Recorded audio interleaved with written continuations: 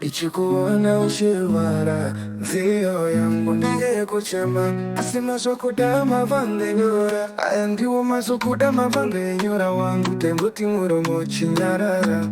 Asime sonona Waishita nyanji Taikuona ipakati pato nyanji Waita kungekamba Taikuona imuchitamba Nevakaru wa hondo Kuita wazizi kurungo munyundo Kufunga kutira veuku Hekani waro unochema Wasokuda mavanga yenyora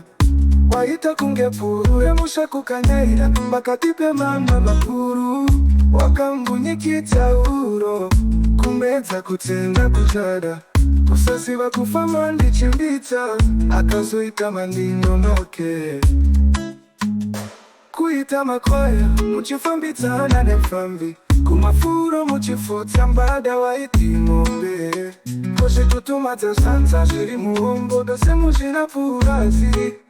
Shiramba kufurwa nyenoko Wopisa titi sa titi Rangu basa sasa wira nakaeta mbuyo wakaora Kutokwa wairamba semo ikumanya bani Mafumo pasi nakakanda mawako nikakesa Ndayona chinyu kusambira nsuwa Ngikafunga mwena uri petyo Ndataura shoko harifikwi Dinanda sakura ndasunza Mashoku damavanga enyora Asimoyo wangu unotimba Mashoku damavanga enyora Zio yangu ndeye kuchema lekusuwa Makatamba ne matope Pasina mfura makumo hacho Aya ndiwo mashoku damavanga enyora Mukondombera hauna mushonga chakabaya chikachokera Mashoku damavanga enyora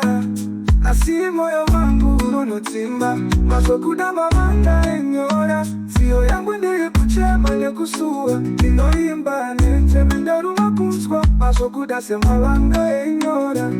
Yeah, yeah, yeah, yeah.